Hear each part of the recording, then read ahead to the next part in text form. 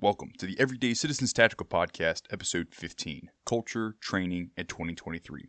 As always, my name is Jeremy and I will be your host. Today we have a returning guest, the founder of MsftGroup, the host of the Undesirable Individuals Podcast, and a good friend of mine, Max. Now, sit back and listen as Max and I discuss the serious and the not-so-serious topics. Tell me turn it down and I'ma only turn up louder. Call me what you wanna, but you can't call me no coward. Strength in numbers, we the people, still the ones with power. Fighting fire with fire, time to take back what is ours. Tell me turn it down and I'ma only turn up louder. Call me what you wanna, but you can't call me no coward. Strength in numbers, we the people, still the ones with power. Fighting fire with fire, time to take back what is ours. All right, everybody, welcome back to the podcast, but more importantly, Max, welcome back. What's up, man? Thanks for having me. Dude, I'm glad to have you back on here, especially as the first guest of 2023. Sheesh. Too cool. Too cool. So for those of you that don't know, Max and Dave, but Max being the guy that did not quit the podcast realm, is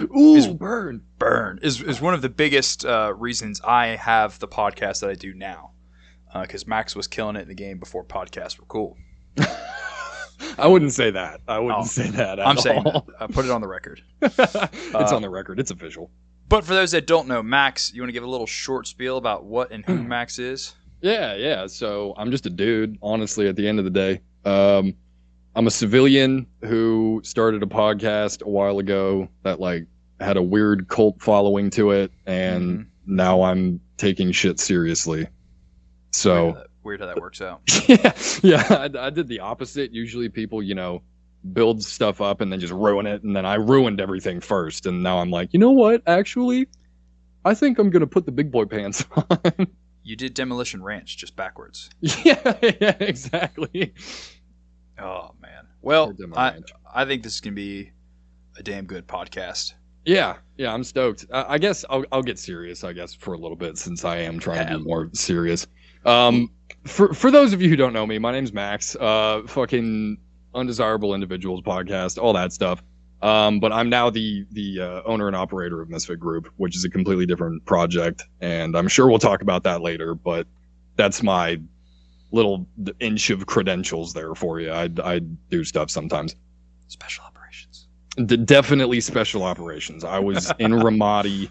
And Fallujah, been there, done that.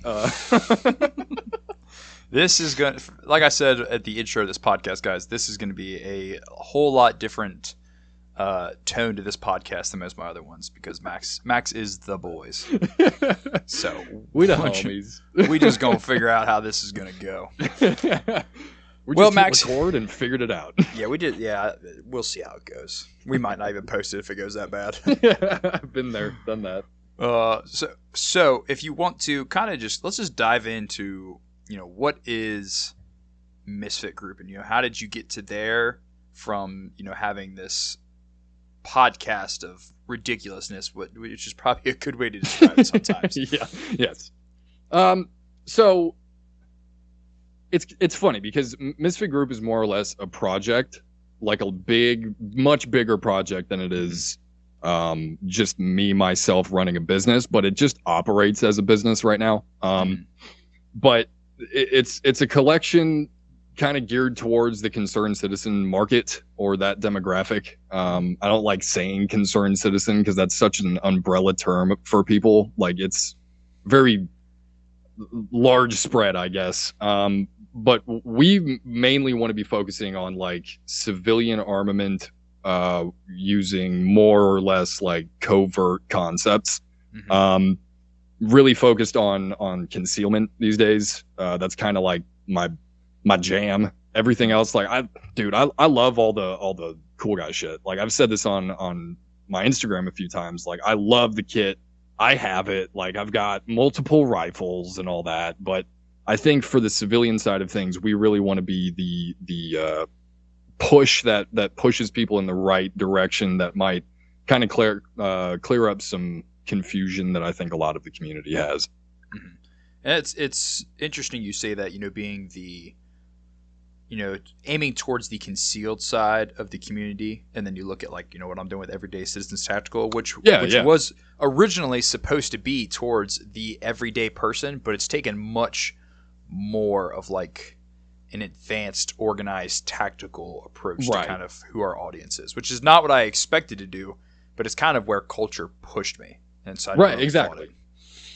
And honestly, like we would be doing that as well. And I say we, it's me. I run the whole thing, Dude, but I say we all the time. Yeah, I know. It's just me. Like I bounce ideas off of a lot of people, so it's like a group mentality to me, i.e. Misfit Group. But we would be talking about the full battle rattle stuff too. But the thing with that is that I'm not experienced in the way that other people are. Like I can talk about plate carriers all day. I can talk about ballistics all day. But at the end of the day, like you are doing it far better than I ever could, and other companies are doing it far better than I ever could. So I was like, I'm just going to stick to what I know, and this happens to be what I really know. And honestly, as things change, we kind of need a step back towards, that kind of motion and that kind of mindset to remember that makes up 95, if not 99. I'd say 99% of our time is the concealed prepared citizen, and it is not the tactical Gucci kit citizen. Yeah. Like for the most part, there's this fantasy, and I have it too, don't get me wrong here, but there's a fantasy that, at some point when things do go south, you're going to have everything. And it's just not true. Like you're probably not even going to have your homies with you, and that's a reality that a lot of people don't want to face. Like we think that we're going to have someone to the left and right, and therefore we have to know squad unit tactics and, room clearing and all this. And look, that's good to know. You can definitely add that to your arsenal, and it will help with other things. But at the end of the day, it's always just going to be you. And especially, and again, I'm speaking for civilians. Like I have to clarify that. There's the military dudes who would probably say like, no, you don't know combat. And you know what? You're right. But I don't think they understand civilian threat. And that's the difference. Like some of them obviously do, people who did the Spec Ops thing and were put in country and, hearts and minds, all that different shit. Like I get those operators, but this ain't Afghan. And the United States is nothing like the Middle East. And we're stuck in this Middle East mentality when it's so wrong. Like it is not going to be anything like you expect. So this was not on the list of things I wanted to hit, but it kind of came to mind. What is your thought right now, specifically as a guy who is trying to encourage the well-prepared and defended citizen? What is your thought process right now with a lot of states moving towards the thought process that you don't have the legal right to self-protection, or how you choose to do it may be wrong? What is your thought process behind all that? Well, there's the shithead side of me that wants to just completely disregard that entirely, and very based. But we do have to look at the reasonings for a lot of this too. Like it's one thing to completely turn a blind eye to it, which I've done most of my tactical life. But it's another thing to at least look at it and think, okay, well, why would this be one way or another? And I mean, I know your demographic on here. I'm not sure if it's a welcomed statement, but to me, they're taking that away to protect police officers.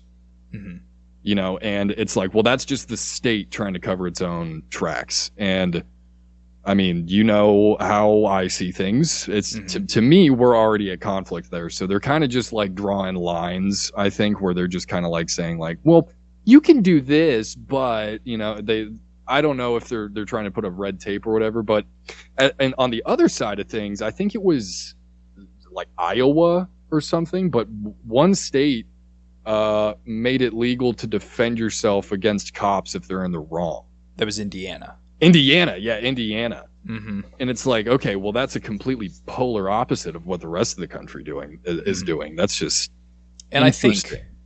I think the culture, even amongst the stereotypical, blue line 2A guys, is kind of starting to change based on the actions of the federal level individuals. Right. people are still kind of, on the fence, or still on the other side of the fence with the local guys. But the feds and, federal agencies have just pushed people back into our yard. Yeah. And showing how unreasonable they really are. And on the same topic, when I just said like disregard entirely, I still think you should disregard entirely. I'm not trying to like say don't do that, because there's something that I think a lot of our community has also forgotten, and it's the fact that the Constitution does not give us rights.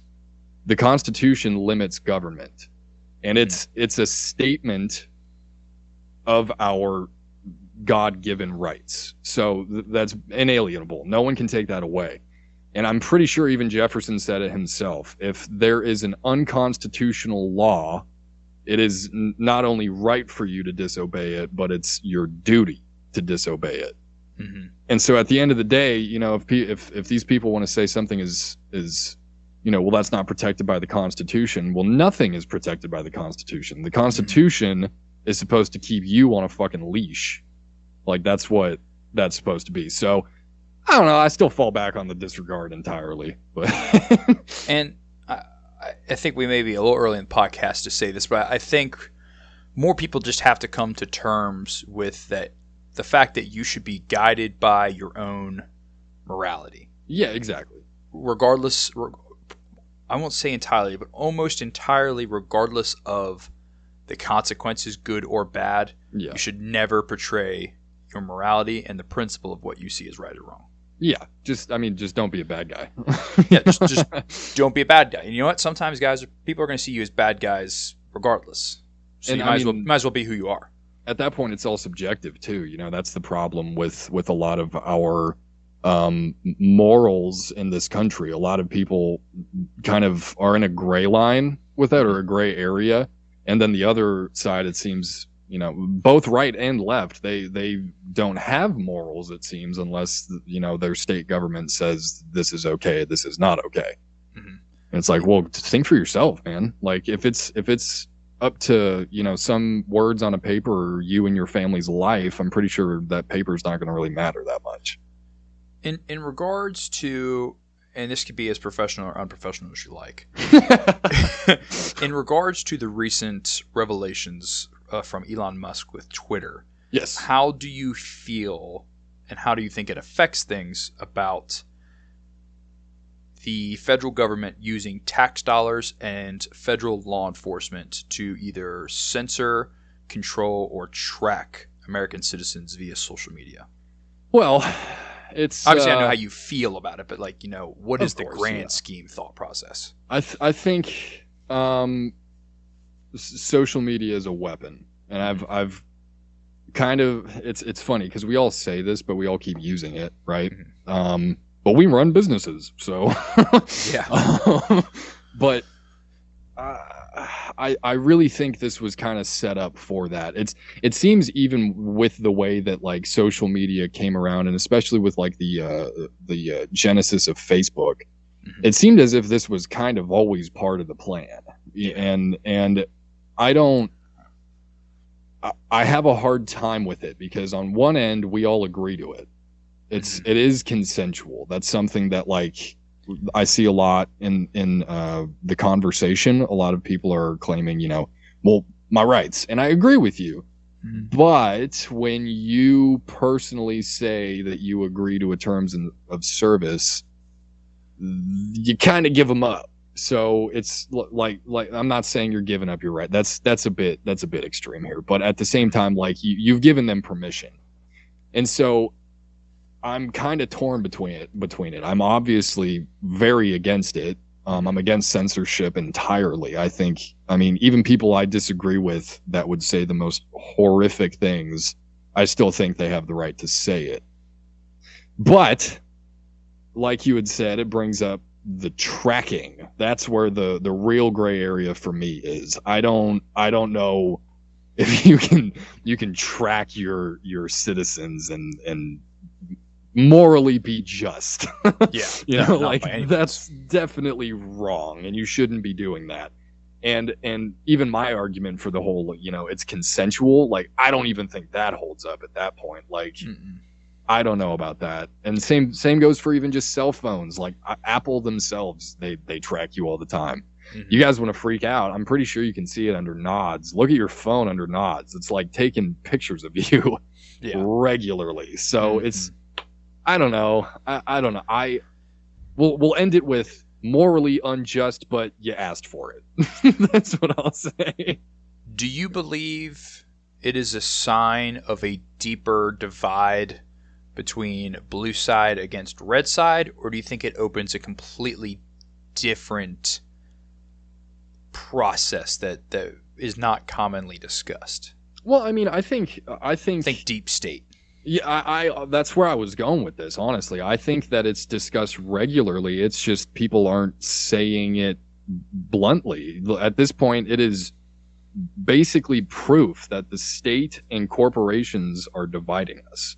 Mm-hmm. That's the thing. It's like left, right, the political. It doesn't matter at that point. Like, because it's given proof that they mess with everything. Because this didn't just start with Biden. You know, like, oh God, no. That's the thing. Also, like, a lot of Trump supporters are under the impression that the government just recently got bad. It's like, no. He was bad during Trump, and it was bad during Obama, and it was bad always. It was bad all the way back until before the Federal Reserve. Like, it's always been bad. So what... people give me this question all the time whenever I talk about the deep state and the true nature of things. A lot of people say in blatant terms, why? Mm-hmm. What is the point of dividing everyone and creating hardships if, historically speaking, creating division and hardships always leads to a conflict? Mm-hmm. Why not purposefully try to keep everybody happy and at least somewhat satisfied? Why divide everybody? Well, there's various different theories. You know, like, we could get real weird and play with the idea of like the Anunnaki or something. Mm-hmm. However, I think it's far more simple. I think it's just power, and I think it's money, and I think it's there's a small group of people that can get away with whatever they want. And this entire, like, you know, exercise we're having here, the like, why would they do all of this? I mean, really what it comes down to is most philosophies make sense on paper. Mm-hmm. Communism actually makes sense on paper. Makes total sense. Yeah, if you read it, it's just like, oh, that makes sense, cool. But what it leaves out is human nature. Mm-hmm. And the same thing goes for anarchy.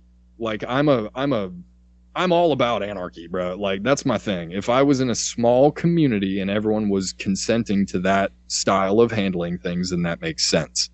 That being said, at large scales, there's just too many variables. Like, there's too many human minds that could conflict that. Mm-hmm. And so, you know, a lot of people claim that if we were to revert to anarchy, then most of these problems wouldn't make sense because, well, they wouldn't happen because we wouldn't have a government and we wouldn't have anyone ruling over us. But there's always going to be some, you know, I'm trying to watch the language, but there's always going to be some asshole that wants something from you. Mm-hmm. And, you know, like, always. And right now, and in most cases, sometimes those assholes happen to be really smart, and they happen to be, you know, find ways to rule over you. That's pretty much the curse of all kings. Eventually you just become power hungry. And I think that's still, realistically, that's what I think is going on here. I have my own personal, you know, beliefs on what's really going on here. But to be honest, I think if we were to just simplify it down, I think it's just a power and money thing. These people can't get touched. We think they can, and physically they can. But the cost of touching them is just, it's, you will lose everything. Two things to that. One, I wonder, like, if you could, it's kind of like I wonder if you sat down with, you know, the infamous them in a room, mm-hmm. and you could figure out the answers to any questions you ever asked. Like, would you be able to fathom the truth of this world? I don't think so. I don't think so at all. I think, you know, on my podcast, for those who have listened, you're probably very familiar with my term, everything is a psyop. And I Even think Wisconsin. it is. Even Wisconsin, bro. It's at the bottom of the Vatican. But oh my gosh, that's a great episode. but I'm pretty sure that's opening the third eye. If anyone's questioning which episode that is, but I really do think everything is kind of behind a veil, and that could be my generation. Because to me, one of my earliest memories and one of the only early memories I have is of 9/11. When I was a toddler, my family made a huge deal about it, so I remember that. And everything before that, I don't know. So my entire life and most of our lives at this age has been like literally a psyop. Like just everything has been and hey, I won't say that 9/11 is a psyop, but it was a psyop. It's funny because you can even look at the Ukraine-Russia conflict right now, and that within itself is 100% a psyop. Oh, 100%. Is it a real war? Yes, it is definitely kinetic out there. I'm not saying that any of that's fake. However, it's totally a psyop. It's just the FTX scandal is like, okay, well, then why are we in Ukraine? Everything's getting filtered through Ukraine. I mean, even how they're reporting the war. Yeah, exactly. Like there's sources in like channels and whatnot that I've listened to for years and years and years where I'm like, this is reliable, credible information. And then just to see how biasly they report things now, or how it's so evident to somebody who like myself or you who is aware of what goes on in the world, just to see how different the reality is that they're trying to paint. It's like, why are we doing this? Yeah. And what is the bigger picture? That's another. It goes back to it. Like, if we could truly understand this entire concept, would we even be able to fathom it? Yeah. And Ukraine, I'm trying to understand. I'm continuously trying to understand because I try not to be a doomer, but we are very, very, very close to nuclear war. And not here first, they're going to bomb the hell out of Ukraine and Poland just because, but, before, I just don't understand why any politician would play with the idea of nuclear war, because it doesn't make any sense. Like, even on obviously it doesn't make sense for our side, but on the them side, it doesn't make any sense. Like, it just doesn't make sense. Mutually assured destruction. You have no one to rule. You have no more money to bring in. Your dollar will collapse. Like, it doesn't make sense to me. So why we're even poking Putin right now, I don't get. Should he be handled? Sure, but I don't know about this. I think part of the reason behind that is that the infamous them, maybe not the them in Russia and China and that alliance, but our alliance with the infamous of our thems, are so well separated and secured that nuclear war literally doesn't affect them. Oh yeah, no, that is true. But I also think from a second perspective that if nuclear war does happen, it's nobody's problem anymore. Yeah. Like, you're not losing to anybody because everybody lost. So then at that point it doesn't matter. So it's like, if we're gonna do this, it's like, all right, whatever, let's do it. Yeah. I guess that would make sense. Right. I do not think Putin will lose this war. Either everybody's gonna lose this war, or Putin wins. Yeah, if you take a step back and you look at the political and military command structure of Russia, similar to how the Nazis were in World War II, everybody under Putin is crazier than Putin. Just like how everybody under Hitler was crazier than Hitler. Yeah, that's true. So I just don't see a scenario out of this where the Russians go, we lose. Yeah. And even the Russian media, I don't know if you've looked into that recently, but they are kind of wiling out. Oh, they're wild. That's completely different than Western media. Yeah, they are. Like, the stuff they're just allowed to say is insane. Yeah, and they're like egging on America to send troops, and it's like, bro, y'all are playing a really dangerous game. I think another thing that has hurt the Americans' perception of the Ukraine-Russia war is two things. One, Ukraine is an example of a really big man-powered state who got high-tech weapons. Yes. Like, they had a shit military. The military was not anything until the next 15 most powerful countries in the world gave them probably nearly a fucking... I'm sorry, I shouldn't be cussing this much. This is what happens when you get me worked up. This is what happens when you get me worked up, Max. I'm sorry. Gave them nearly $1 trillion, if not more at this point, of military weapons and assistance. Yeah, easily. But secondly, everybody thinks that the United States, that the world fights wars like the United States does. And I think everybody's perception of how the United States successfully conducts conflicts is also very misstrued. Yes. Because if you look, if you even look at the beginning of the Iraq invasion the second time around, after 9/11, there were dudes running around with no batteries for their MVGs and unarmored Humvees. It was a mess. Yeah, we did it because it was the United States versus Iraq. Yeah. But it was still just a cluster. Yeah, and I mean, once we started taking more and more casualties, like the Air Force was like, we could just stop sending them inside. We could just level the building if you want. Yeah, we just start J-damming buildings. Yeah, we could just do that. We have which is essentially what Russia has done. Yeah, exactly. And that also comes into like that whole concept of fifth generational warfare. Like we're leaving the point where we see our enemy's eyes, and it's like it's starting to get a little weird, and that's also why a conflict with China and Russia would be so crazy. It would just be like God's hand smacking you nonstop. Like it's a little spooky. So for those that are listening right now and are like, why are they sounding pro-Russian? One, we're not pro-Russia. We're not pro-anybody.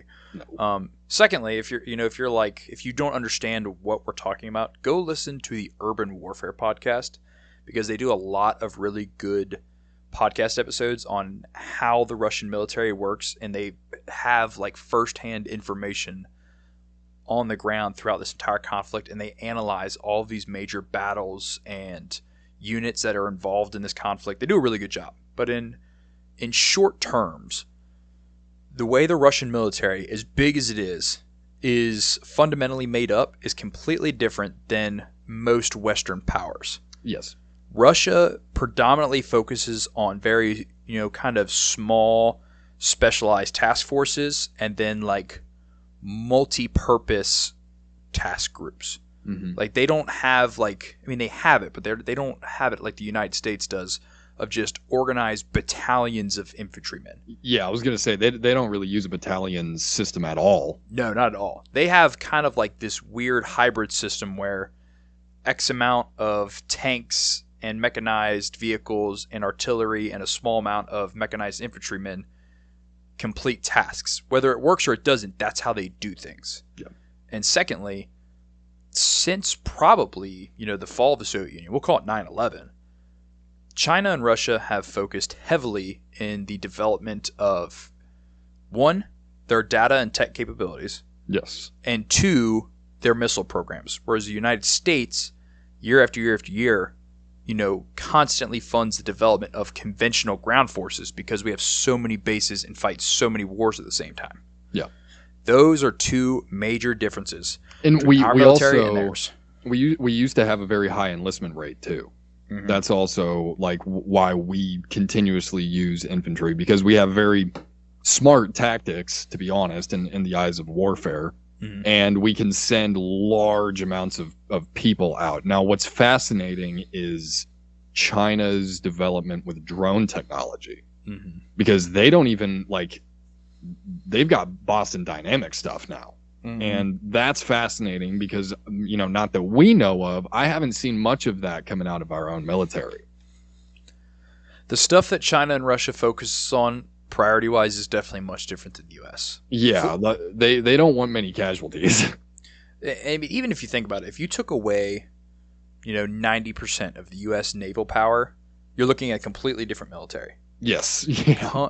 I don't think people understand how much bigger the U.S. Navy is than every other Navy on the planet.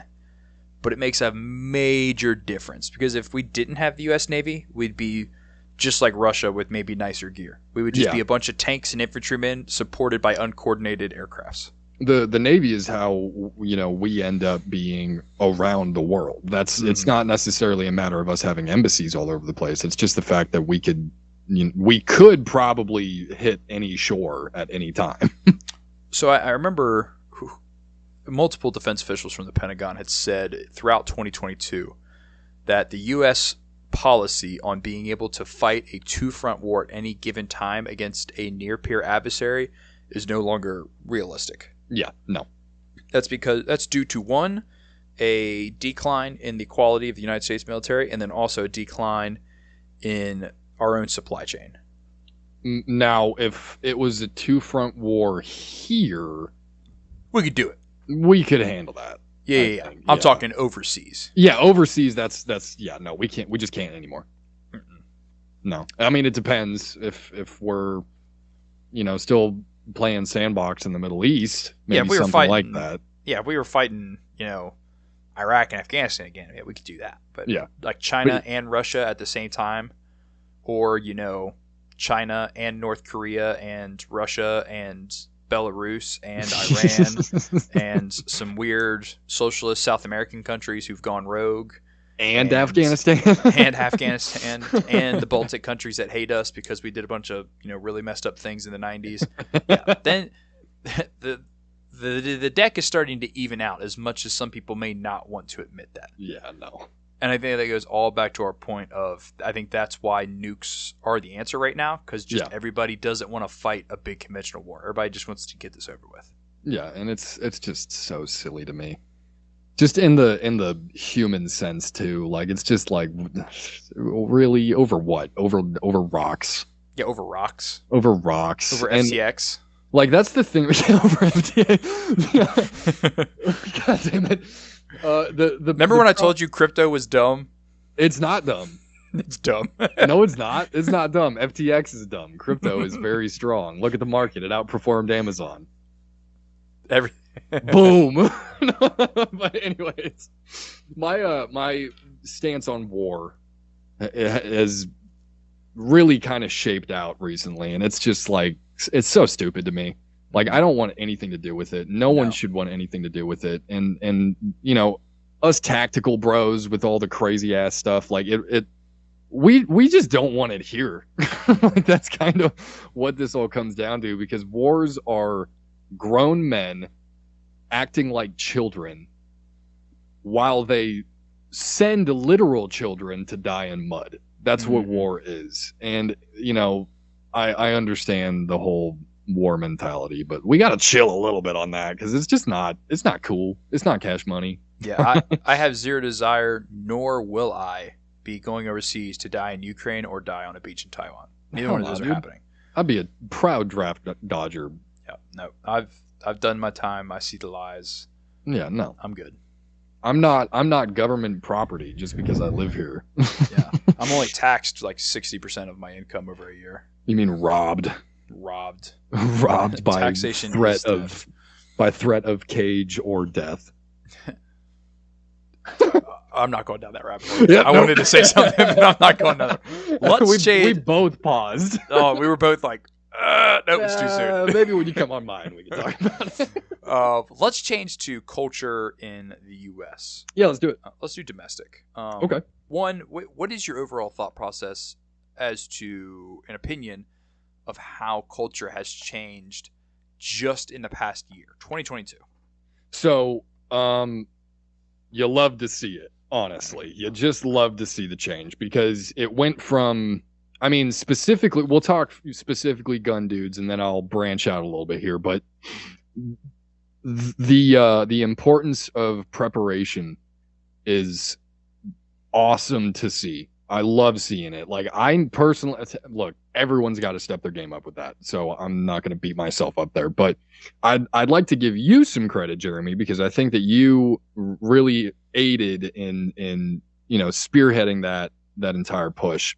So good job. Thank you. But that's just awesome to see. I love seeing dudes arguing about micro rigs, and then they're talking about macro rigs and why they would need these, and Alice frames and all this different stuff. Like, that's important. That stuff is far more important than what brand of belt you get. And in the sense of like a total culture change, I think COVID and the realization that COVID was kind of a joke really changed a lot of people's opinions on this stuff. You know, I know that there's still a large amount of people who are COVIDiots, but really the majority of people that I talk to day to day, like not on the internet, they all pretty much agree that that entire thing was a joke. And they are now, you know, rationing, and they have their own gardens, and they're trying to be more self-sufficient. And I think that is very important. I also still believe that that is a step closer to more government overreach, because when we stop using their stuff, they're going to force us to use their stuff, because they need to make money somehow, and the war ain't going the way they want it to, it seems. So they still gotta tax us somehow. It's funny you say that, because at some point in time this year, I think it was the Department of Agriculture put out a letter, not stating that it was like official, but kind of like suggesting to people that they should register their gardens or other homesteading activities. Yeah. I was like, oh, no. Big no. Big no.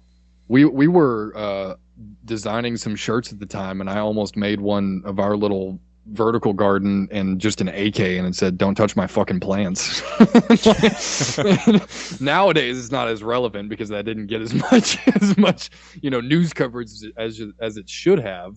But yeah, why would I need to register my garden? Like, why? So you can come take from it? This ain't a freedom garden. This is mine. Yeah,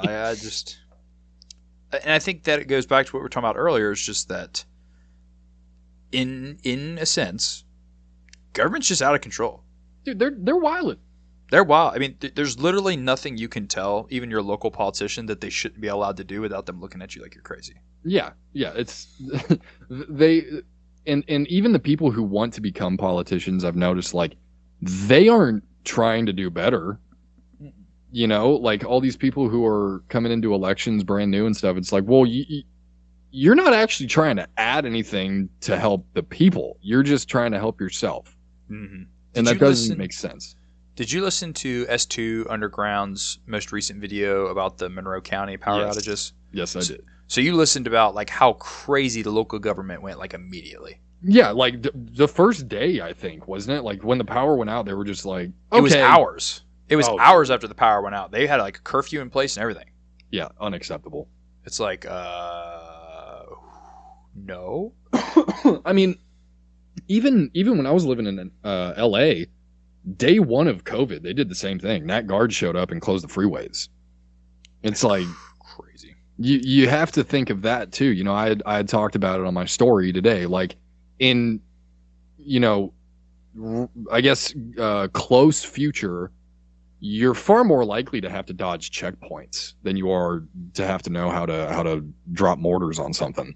Mm-hmm. And that's where Misfit Group shows up. We'll teach it.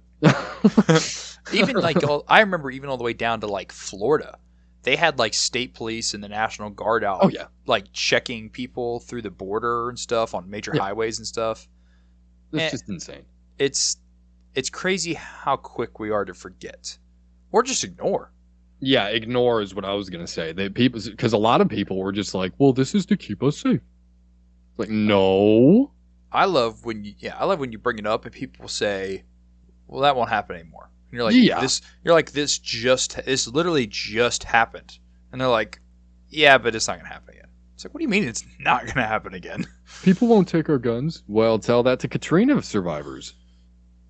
Tell that to like 12 states in the U.S. where they just do that whenever they want. Yeah, whenever they want. Literally, I mean, really anywhere in the U.S. it seems these days. Mm-hmm. Yeah. But yeah, I laugh at that too. It's like, well, no, they do this stuff, and honestly, recently, like Kent State was recent, like in Waco was recent. In the sense of time, they're the same people. Like, Waco, what are you talking about? Waco wasn't even 30 years ago. No. Yeah, and Joe Biden spoke about it, saying that, just completely like dismissing the idea that state police or federal police could have shot at civilians. Like within a month, he was saying that. That dude's our president. Like that's recent. That just happened. The fact that they still have and never retracted the photos of ATF and FBI agents standing over the ashes of Waco, still blows my mind. It just shows you how much they don't care. They do not give a shit. They don't care. And a lot of those officers are dudes with like a war mentality. They're like, we're at war with these people. These are extremists. They got to go. And it's like, well, hold on. They have rights, and they're not doing anything wrong by Texas state law. So why are you here? Never a dull moment when Max comes on the podcast. Yeah, nope. Always got something to say. What do you? I mean, so back to the training aspect of this. Yeah, we'll get back to where we're supposed to be. Well, it's okay. It's there's no lines on this map. It's just a giant open map. Gotcha. We're figuring it out as we go. What would you say some of the biggest improvements or mindset changes was in 2022? I know you said something about the preparedness aspect, but let's even think of like more the tactical side.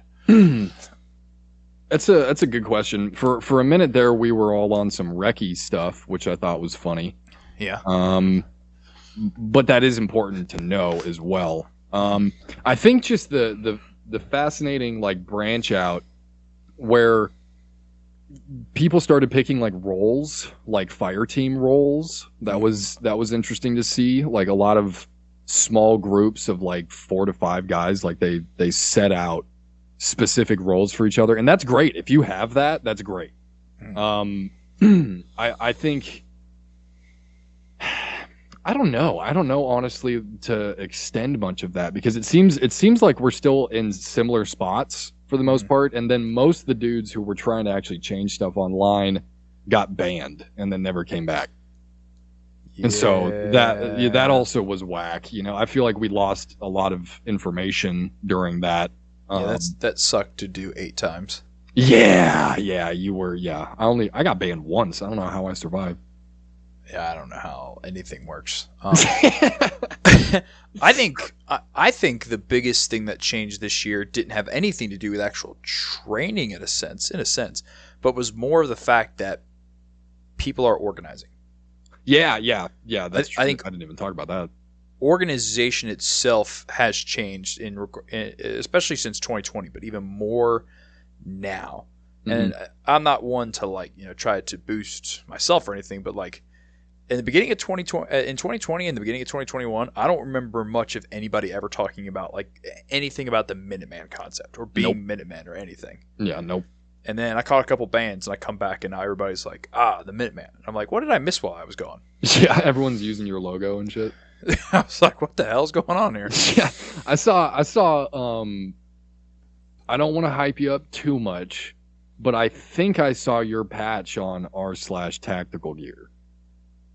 Nice. Yeah, that was cool. I was looking at some stuff and I was like, oh, I know that symbol. It's my dude made that. What is it called? It's on Reddit. It's r/tactical gear. I'll look through it and I'll okay, it's on Reddit. I thought you meant. Yeah, it's on Reddit. Yeah, okay. No. But yeah, I think I saw someone rocking your patch on their plate carrier and I was like, oh dude, that's cool to see. Nice. Yeah, people are actually taking that a little seriously. I still think the Minuteman concept, whether it came from myself trying to push it more, even though I just decided to run with it after seeing a cool meme. Yeah, of course. Or it's somebody else. I still think that concept is the best concept for like the Second Amendment community. Yeah, I agree with you. I'm going to pick your brain on this a little bit, actually. So what do you... Let's hear it. Like... What's like the go plan for you guys? And I'm not if things are classified, but like if XYZ happens, do you guys have like a meetup spot? Do you have like a communications and stuff like that? Because I'm a lone dude, and that's where like a lot of my tactics come into play. So I'm curious from a group standpoint. So I will explain this in a method that is like, this is the evolution of what you should look to achieve. Mm-hmm. So does it directly reflect what we've done? Yes, but it doesn't give away sensitive information. Okay, there you go. So let's say you have your organized group. We'll just call them organized group. Mm-hmm. Your very first thing you should do is to set forth a plan that has one answer. And everybody needs to get on the page of that answer before you do anything else. That's meeting spots, that's SOPs, that's communication, whatever it is. Because too often do people start thinking about pace plans and, I need my primary, I need my backup, I need my tertiary plan, and then guys aren't on the same page. I've seen it many a times. You need one plan for everything. This is the standard. Cool. We have the standard. Everyone's on the page of the standard. Now let's start moving towards expanding that. Okay, instead of everybody meeting at one spot, people are going to meet at a few regional spots first to travel in groups long distance instead of traveling by themselves long distance. Okay. Same thing for communications. All right, we have squad element size comms squared away. Mm-hmm. Now let's look at, long distance comms, or let's look at comms that don't require any type of networking or serious infrastructure, whatever that might be. So my biggest piece of advice I always give to guys is pick one thing first, then expand. Because if something happens between now and you trying to figure out 3 or 4 different plans, you don't have a concrete plan. Right. At the bare minimum now, if it's because contrary to popular belief, getting everybody, especially citizens that have no experience, even as like a first responder, let alone the military, on the same page of how things are supposed to actually go smoothly is a process. Yeah. That is not like you came to one meeting and now you're on the same page as us. That is a far from the truth. Yep. And that goes the same way for something as simple as meetup plans and comm plans. It is a process to set stuff up. Not everybody can go and buy the dedicated, comms plan equipment that you're going to use overnight. Right. There you might have 4 or 5 dudes that jump on that right away, but then you still got 10 dudes that are rocking the old style of comms, and everybody hasn't caught up yet. It may take you 6 months for everybody to get there. So pick one plan, big plan, easy to achieve, easy to remember first, then diversify. Smart. Specifically with comms, one of the big things I'm trying to tackle with us this year, on top of the other 987,000 tasks that I have to complete, is, and I've talked to some other regional groups about this, is that true, secure, regional or long distance comms, blatantly spoken, don't get on me, comms nerds, is very hard to accomplish in the existing market because civilian radio equipment is still so heavily limited and regulated. Yes. And with handheld comms, like just small radios, you can buy surplus of old government style stuff, and you can find some software online that you're not supposed to have, and you can kind of figure that kind of stuff out. But when it comes to like mobile and base station radios, where we're pushing serious wattage and trying to use a much more complicated bandwidth, unfortunately, the market is not there for what you and I may want to use that comm equipment for. Right. Which is where I'm at right now, and it's rather frustrating. Specifically coming from being a radio operator in the Marine Corps before doing embassy stuff, and I know what the true capabilities of radio equipment is, and then how limited we truly are. Yeah. I've noticed that because I'll say it with pride. My little group uses boof wangs, bro. Like we've been using the little. Yep, I like them. I like them for what I use them for. But like just messing with that and trying to I guess jailbreak it in a sense. It's very limited, dude. Really, it's very limited.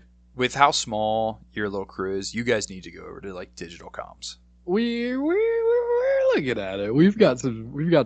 We'll stuff. talk offline. We've got some stuff. You got to do that. Dave is. We'll talk. Dude, I miss Dave. Yeah, I miss Dave too. He came out not long ago. Did he? I feel like I don't get to talk to Dave as much anymore. He's a busy boy.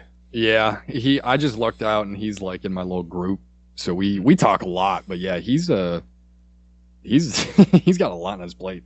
Yeah, he's got a lot on his plate. Yeah, we all do. I mean, shit. But did that answer your question at all? Yeah, no, it did actually. Yeah, it answered it a lot because on my sense of things, right? There's I don't plan on meeting up with a group. I've got like a homie out here that knows the situation, and we have comms set up. Mm-hmm. But I'm not going to be like mobbing to a spot or anything. And so, my I guess rules of engagement, for less of a better term, it's very different than what a group would be operating with. Mm-hmm. Usually just bags of gear that you can hide away and shit like that. So I don't even use comms in a shit at the fan scenario. Mm-hmm. And you never even know if you're going to be able to use comms when this is all said and done. Yeah, that's true. I mean, yeah. And I think that, defines the importance of knowing when it's time to meet up and where you're going to meet up. And you should be able to do that without comms. Like, for example, you as your group, let's say you have your group of 10 dudes and you consider your immediate families, household people as your primary responsibilities. Mm-hmm. And you as a group set this standard that happens within this time frame for when you go to meeting spot XYZ. So let's say, you'll use this for an example. Let's say, we will all meet up at Joe Bob's farm if we lose essential services for greater than 72 hours. Mm-hmm. Or the grid goes down and we lose all communications for 48 hours, or whatever that may be. Set some standards in place. Mm-hmm. That way, when it's time to meet up, even without any type of communication. That's smart. Damn, I'm learning everything. I'm but a man. But like I said, it's a process. Yeah, I was just gonna say that it's a serious project to get this going, and even just with like two dudes, it's a lot to try and communicate and figure out. Mm-hmm. But that's also, I think, I've noticed this near the end of the year. A lot of these groups are starting to kind of accept the role of humanitarian aid. It's not just like a matter of like, this person bad, hit this person with this round. Like it's more a matter of like, okay, well, in my community, this is probably going to go down and I can supply this. And, I think more these like militia groups, for less, I don't know what else to call them besides organized groups or anything like that. I think it's less of like an infantry role and more of like a legitimate humanitarian role to just defend communities and supply. And there's two major reasons behind why that is a good thing to do. One, because it is the right thing to do. Take care of your community takes care of you. It's morally good. Secondly, and this is going to be an unpopular thing to say, but it is about this at the end of the day, it helps recruiting. If your group presents as more than just a bunch of crazy dudes waiting for the government to go crazy, mm-hmm. It helps your recruiting numbers. It really does. And at the end of the day, if you have a goal in mind, I want to be able to respond to help the community do X, Y, Z. You need manpower. Yeah, you do. So I know that's something nobody has really spoke of yet, and I'd like to expand on it more in 2023. Mm-hmm. But recruiting is a process. Yeah, it is. That is a whole system within itself. So you got to have strategies and everything for doing that as well. And how you present yourself as a group and your whole purpose that everything revolves around is a big part of that. Yep. Agreed. Another thing I think people need to start pushing towards more in 2023, which we have started to do in 2022, and have big plans for in 2023, is logistics. Yeah. I'm not talking, just, where are we stashing MREs so we don't go hungry, but I mean supply chain, medical infrastructure, tents, yep. Trailers, maps, all of it, everything.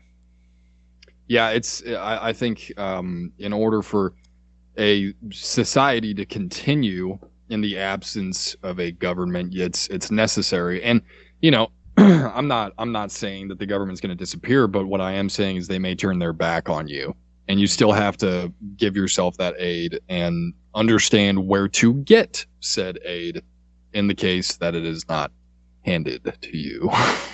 And it all starts with planning for that now. Yeah.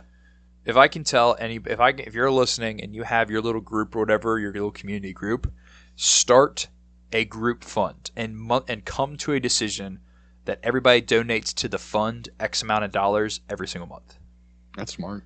If you got 10 dudes and all of you donate $20 a month, that's $200 a month. In 3 months, you have essentially a full loadout field medic bag, or you have 2 support personnel style tents, or you have whatever, blah, blah, blah. Like me and my local guys, we all just went in on tracer rounds for the LSW gunner. Smart.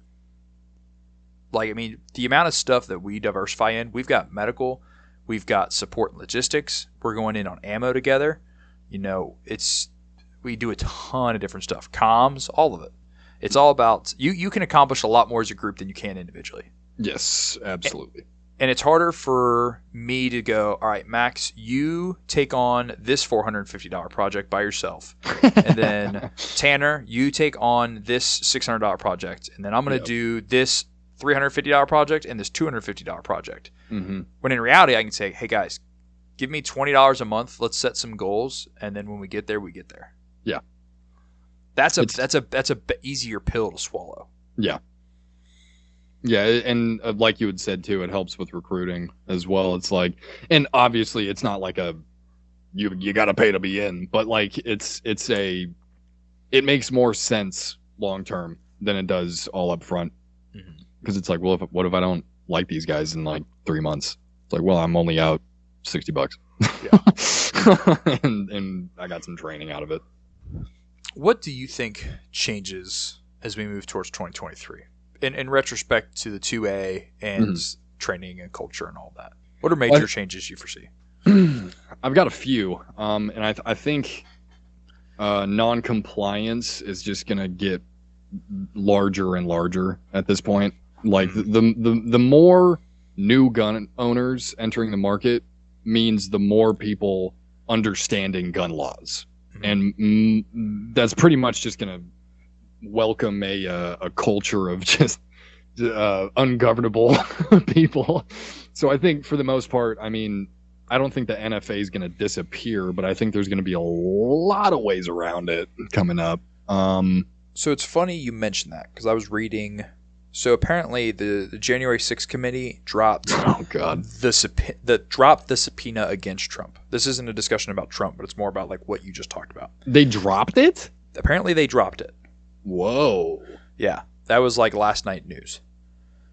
Supposedly, the thought process behind it is that they were less worried about not being able to actually charge Trump, but they were legitimately more concerned about the outrage and potential backlash from right-wing militias and other organized groups. Oh, shit.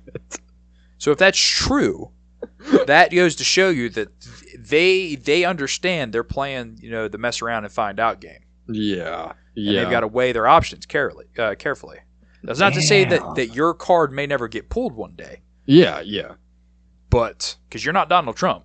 No, you're definitely not. Like him or dislike him. But it just goes to show you that sometimes, violence and war is not necessarily required. Sometimes just being presented as an alternative that is unfavorable can change the course of history. But anyway, go ahead.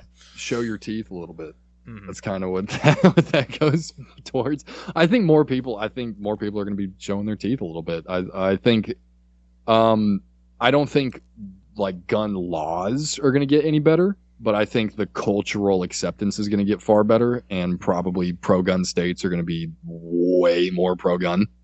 But I think we are moving towards a more covert strategy, it seems, and maybe it's just because I look at the dudes over at Drop 6 way too much, but like the stuff that these guys are doing, man, like this guy had an entire kit on, and like you could not tell. He had comms running up to his ears and you couldn't see him. He had, you know, an entire rifle stowed, and it's, I think we're moving closer towards that. I think that's the Minuteman that I know, is like the citizen that you wouldn't even know has all this stuff just waiting to rock. And like I'm kind of a bad example because I wear Arc'teryx everywhere, and I'm wearing Keens, and I've got a flat pack on 24/7. But like I think people are gonna start like realizing that the gray man isn't a sore thumb like people think they are. Like they don't stick out very much. And I think at least that's where I want it to go. I want people to start moving more towards that ready whenever mentality, even if I've got nods or not. If you got nods or not. Yeah. That was a really weird 48 hours on Instagram. That was so weird, dude. That was weird. I'll talk about that real quick. I'll make it fast. Some Go dudes ahead. were saying that if you don't have night vision, you're not a what was it? It was like you're not a combatant. Yeah, you're not a combatant. You're not battle ready if you don't have nods. That's stupid. Tell that to literally all of Russia's military. What happens when I turn the lights on? Oops. Which, by all means, night vision is extremely helpful. Extremely important. But there is so much more that goes into it. Like that, Yeah. I think that whole thing might have been started as a bit of a troll. I'm not entirely sure still. I don't know either. But there was some. That's the thing, is Instagram's confusing. Exactly. Some people took it very serious, and I was like, "This is what we're focusing on, guys." Yeah. So many people in the comments of that thing, they were just like, exactly. Like, what are you talking about? You understand that nods can be a disadvantage too, right? Like, there's so many ways to mess with nods. Like, if I know you have night vision on, like, I'm just gonna blind you. I don't know. What? Oh, yawn. Tired little guy. Sleepy Jeremy. What do you think about the development in our counterparts as far as 2A culture goes? So we're talking about like Antifa. Antifa, yeah. Especially like all of these different transgender and drag show events recently. Like they're kind of doing as goofy as they look. They're showing out in kit. Yeah, and they are kitted out. Mm-hmm. I'm like, that dude had a nice plate carrier.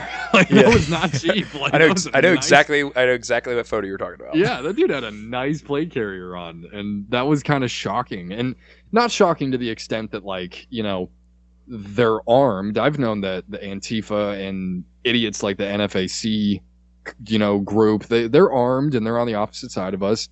But I think that one kind of shocked me a little bit because the dude did his research. Mm-hmm. Like he looked, or he could be prior military for all I know. But like I'm pretty sure he was rocking like a Warrior Assault Systems or something, wasn't it? Like that was nice. He had a nice little kit. Yeah, nice little kit, and he's got a big trans flag on his plate carrier, and that's just like, it wasn't really shocking. It was more so like, oh, so that's where we're at. Okay, that's pretty weird. I don't know why we would shoot each other over that. That's silly. Another big thing to realize is right now, fighting for both Ukraine and Russia, both the left-wing crazies and the right-wing crazies in the U.S. have voluntarily gone over there specifically just to get experience. Yeah. And this isn't the first war they've done that in, but those numbers are really heavy right now. Yeah, first of all, that's stupid. It's really dumb. It's really stupid because you have just increased the chance of death by like 9,000. thousands of percent. Like, and to say that you're doing it for experience, it's like, well, that you're on the forefront of a peer-to-peer conflict. Now, that being said, pretty good experience if you come back. I mean, that's pretty solid. But again, like what we were talking about earlier, I don't think a conflict here would be anything like Ukraine and Russia. No, I think it would be, it's more or less IRA than it would be Ukrainians. Depending on, it's always a dependent on how it goes down. Or the state, depending on which state you're in. That's always the kicker, and I mean this in the literal fact of the state, is we always talk about the state being against us. Then we always talk about like the left-wing militias taking over for some communist revolution or whatever. What if it's both at the same time? That's a hell of a conflict. Oh, dude.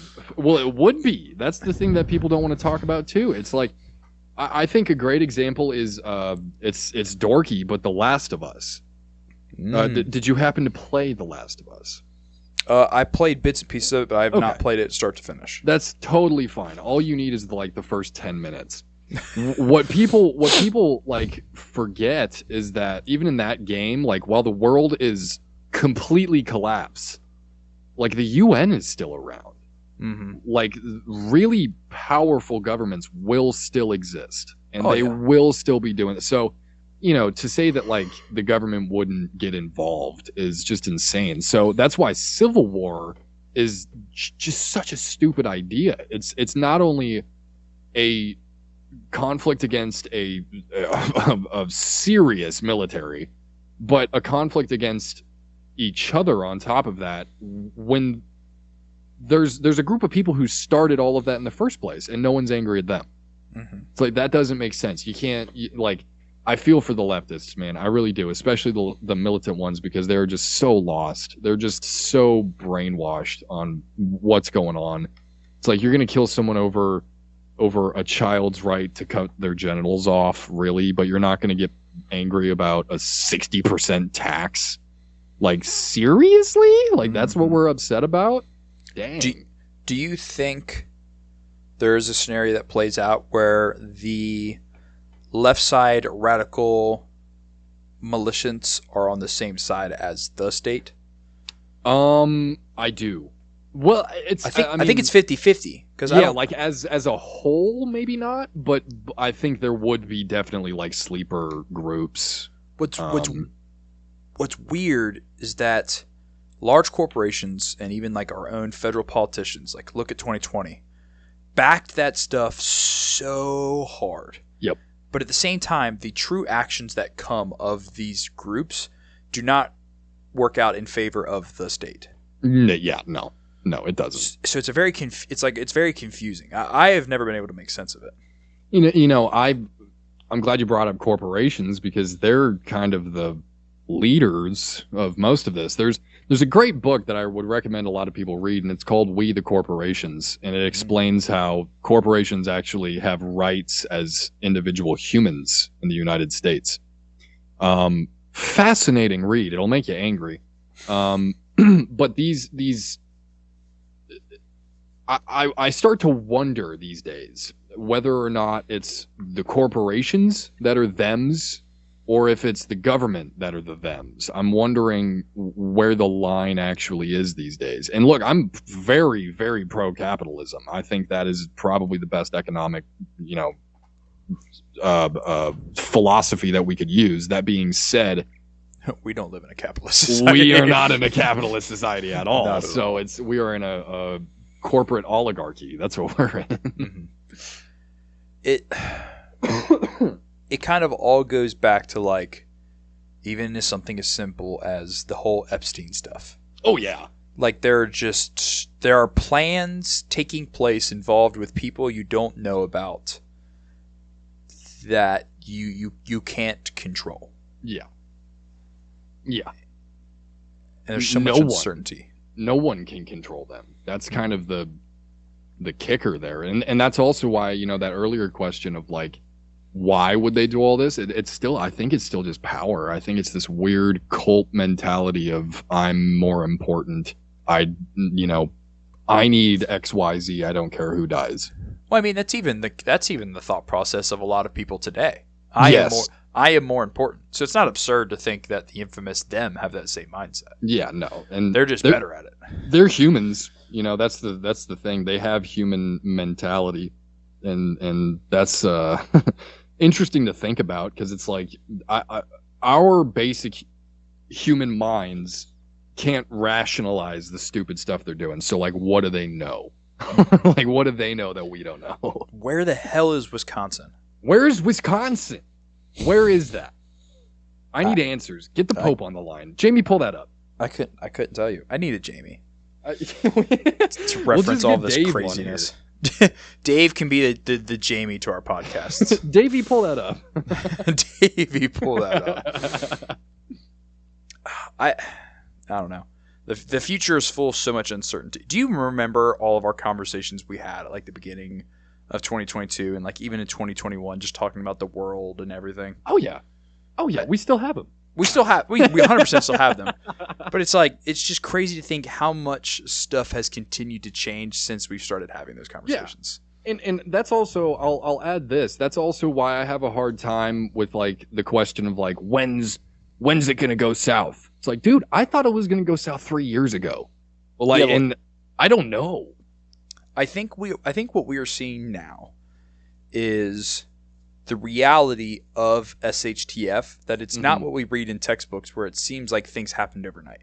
Yeah. Like you are very poorly taught about the U.S. Revolution in school, because the whole lead up to the U.S. Revolution was almost like a 20-year process. Probably more.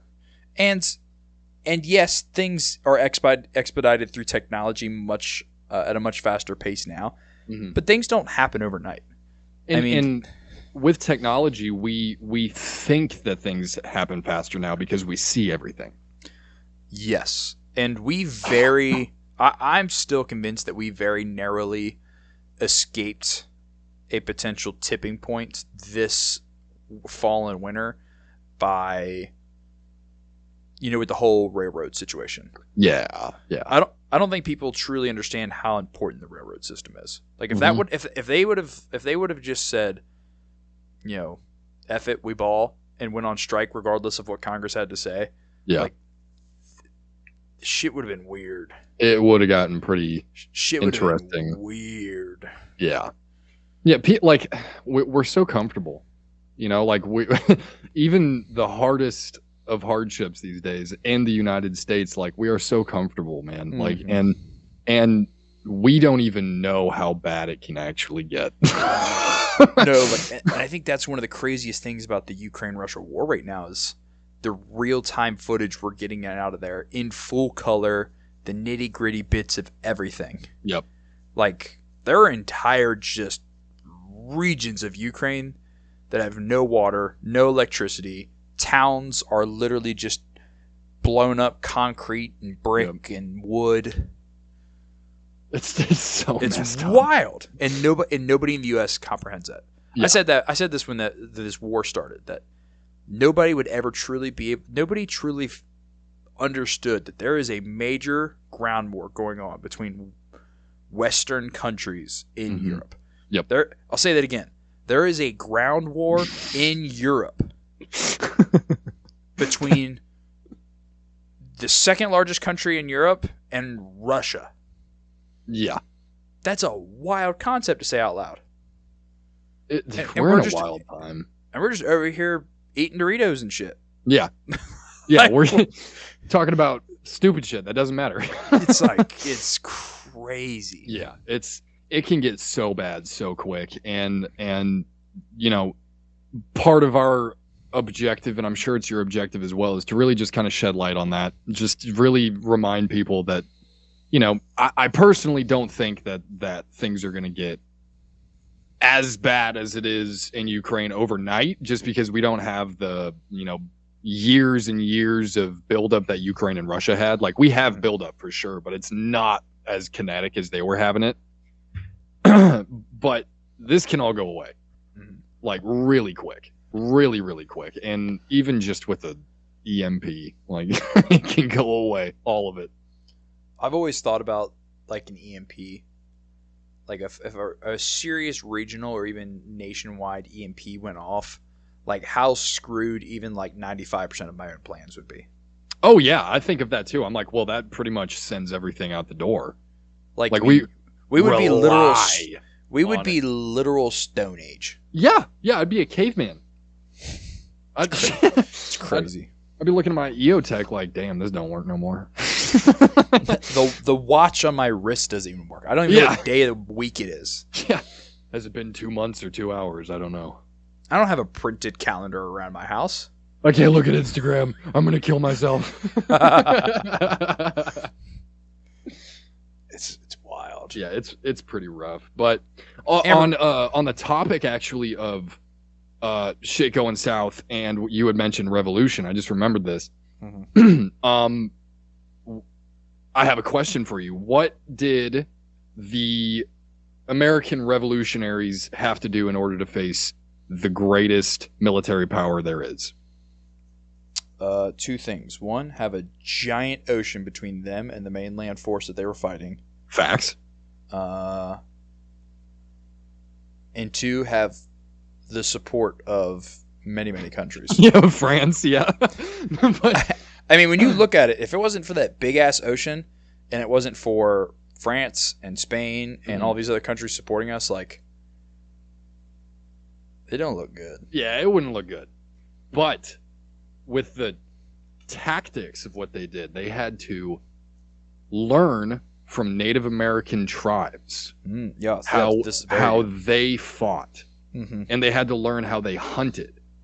It wasn't really a matter of this is how tribes fight. They learned how they hunted. Mm-hmm. And basically, if we were to translate that to modern terms, they found a new way to fight. And it was unlike anything their military had, or the British military had fought at the time. And that's where I think we're going to be going. I think we're going to be going more towards not even guerrilla tactics. I think it's going to be something different. This new wave of fighting, I think we have to find. And I think that also answers your earlier question of where the gun guys are going. I think we got to find a new way to fight. Mm-hmm. Two things on that. 1, a lot of today's military manuals and documentation specifically goes back to our own revolution. Yeah, it does. And basically what the development was of the very first guerrilla warfare system of fighting, which is absolutely wild. They still quote and focus on the swamp fox and the militias of South Carolina. Yeah, it was effective. Very effective. Yeah. But it's unfortunate because they know that. It's like if we were to get into a kinetic conflict, and I don't like playing with the idea, but if we were, it would, they already know how to handle that stuff, really well. Well, and I think, go ahead. I was talking about this earlier with one of my buddies.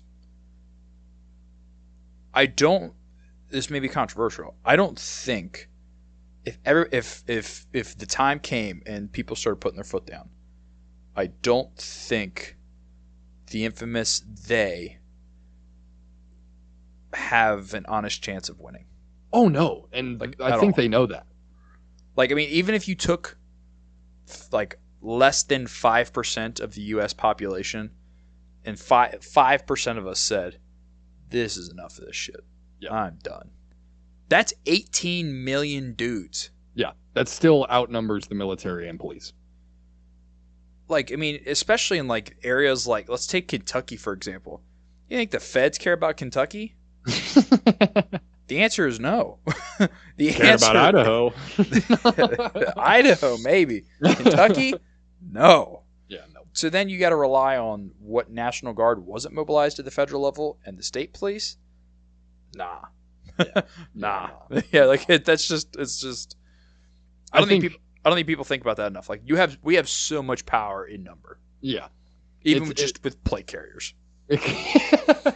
It comes down to I legitimately think if it got to that point, first conflict, they'd be like, okay, hold on.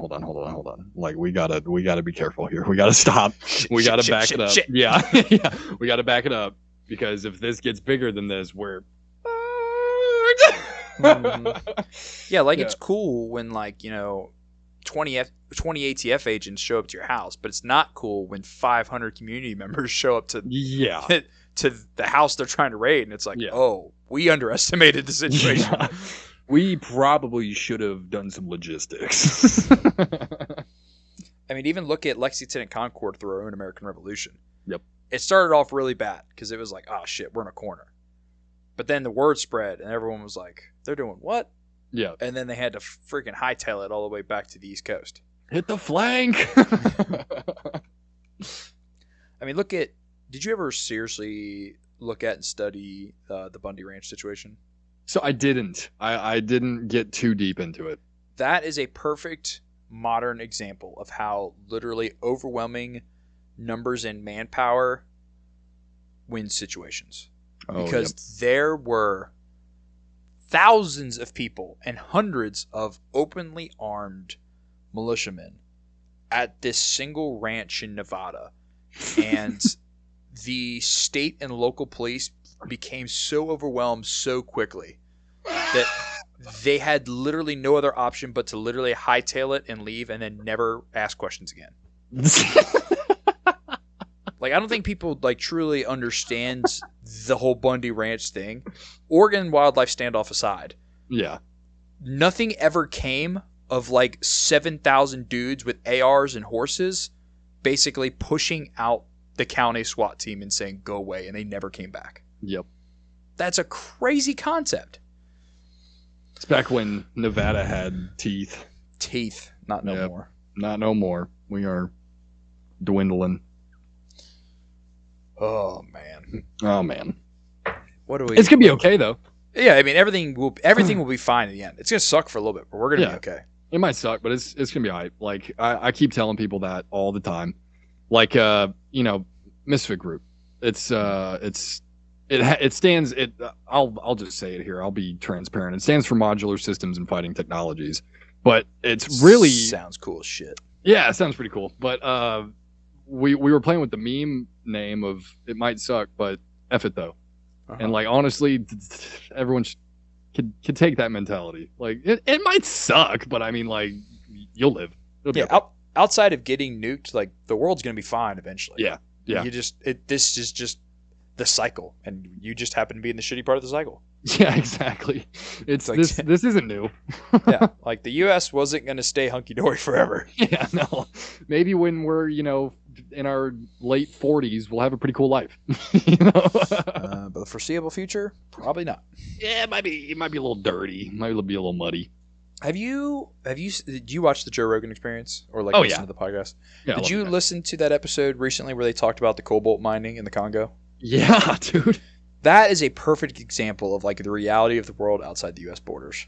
Mm-hmm. It's a mess. It's like I've said it like a few minutes ago. We're so lucky still. Like it sucks. We're dealing with a lot of problems, but like I can go to a 7-Eleven and get some orange juice right now. Like it's just societies outside of this are so messed up that like you got to stay positive somehow. Thank you, Joe Rogan. Thank you, Joe Rogan Experience. Thank you, Joe Rogan Experience, for becoming more and more based. He's done a great thing with his podcast. Yeah, I mean, truly, he's almost too big to fail at this point. I think, if not too big to fail already. Yeah. At this point, he could literally say anything, and people are still going to listen. Mm-hmm. But I think the one thing that's a little silly on his end is just the fact that like I don't think he really knows the weight of what he says. Like he doesn't realize that like 10 million people listen to his podcast. Yeah. It's like he's just never looked at the analytics. It's like you really have weight to what you're saying sometimes. So like especially with that whole horse tranquilizer thing. I forget what it was for like the vaccines. But he wasn't wrong about that. He wasn't wrong. Explained it poorly. That was the thing, yeah. And it's like when you have that much of a following, you have to explain stuff. And you can't, like, I loved when he did this, but you can't just let Alex Jones just go on and on. Dude, the Alex Jones episodes are the best. It's the best. It's the best ones. Like, I know that's why he's the one with him. hit the last one with him and Eddie on it. Oh my bro. gosh. So good. I could listen to that all the time. I need You to go don't back and have the re-listen answers, to that. Eddie. Listen, I'm kind of retarded. You can't say that. So No, good. I'm retarded. And they still took him to court. Yeah. They were like, give us all of the money. It's like, he admitted he's retarded. The fact that you could sue him over that is wild. That's just wild. That doesn't make It wasn't any even a crime. sense. They just took him to personal court. Yeah.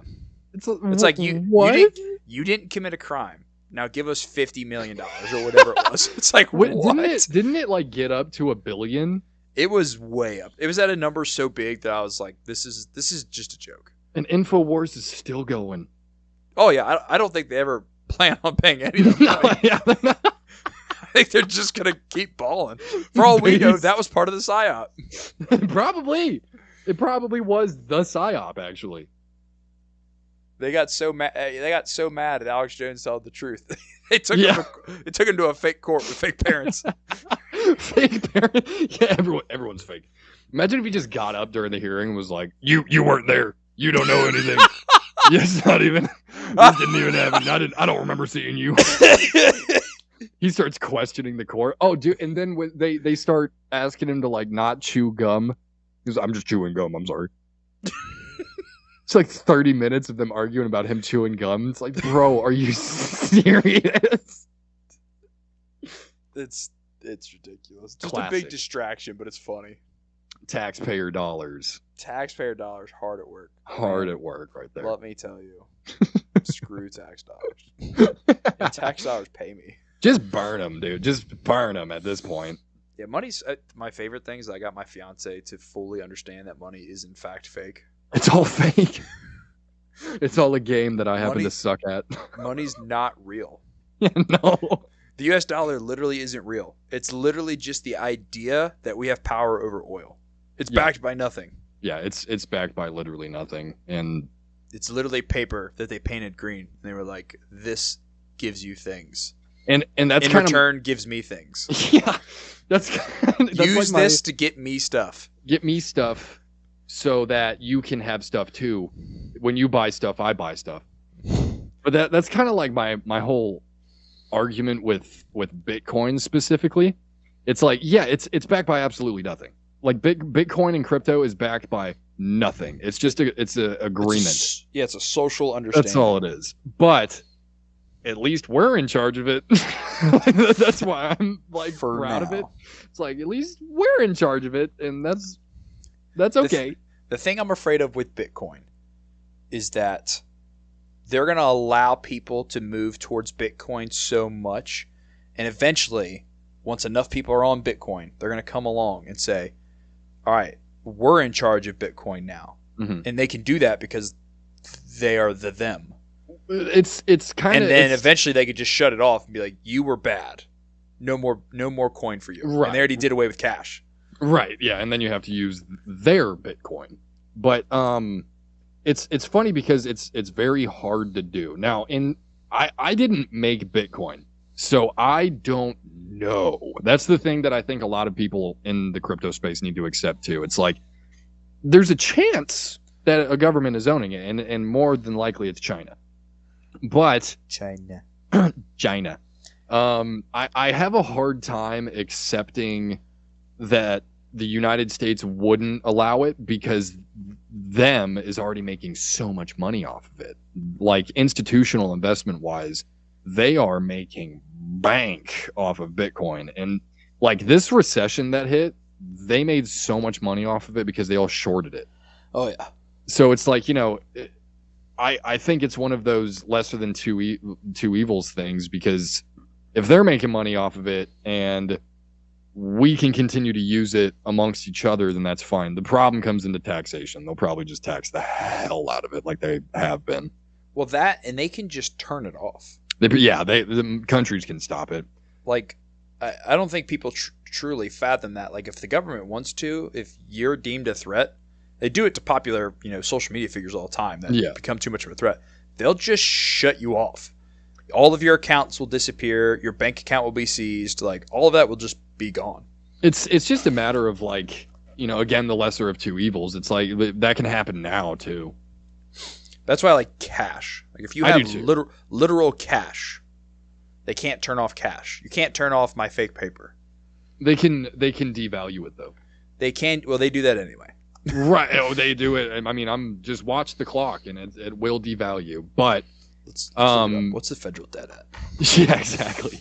Like the fact that there's just a freaking website for this is ridiculous. Yeah. Oh, my favorite one is what happened in I think it's 72, but it's called What Happened in 1972.com, or it's when we left the gold standard, and it's just a website that just gives you a bunch of information on like why our money is completely useless. The U.S. federal debt is, and the number continues to go up at an exorbitant rate, so bear with me. Yeah. The U.S. national debt, as it stands on December 29th, 2022, at almost 10 p.m. Eastern Standard Time, is $31,465,349,000,000, and a number that's going so fast that I can't keep up with it. Hundreds of thousands of dollars just gone at every second. I remember when COVID started, and I was like, this is 22 billion or 22 trillion. Don't you guys get it? And now it's almost 32 trillion. Yeah. It's ridiculous. And it's been 2 years. But that's the problem with cash. It's like, if they wanted to, they can't, like you said, they can't really turn off cash, but what they can do is they can print a lot of it, like at once. Yeah, and all of a sudden the dollar is worth, a penny. Supposedly. It's not worth anything, actually. So I was going to say, it's worth nothing. Negative $31,465,000,000,000. Do you think the infamous they has the ability to just duplicate Bitcoin? So duplicate, maybe. I think, they're already trying to make their own.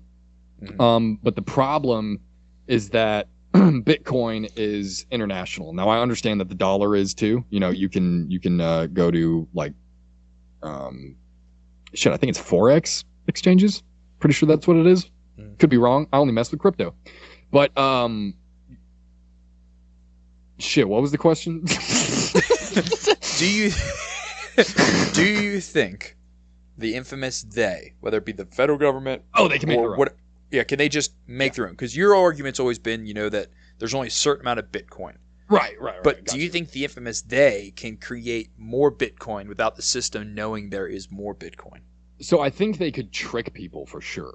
Mm-hmm. I don't know if like they could fundamentally, legitimately like create more Bitcoins into the international market, but I think they could definitely, confuse American traders or American holders into thinking that they have. And I mean, that probably would collapse that economy, because if like the one thing that's keeping people in Bitcoin is the fact that there's a set market cap.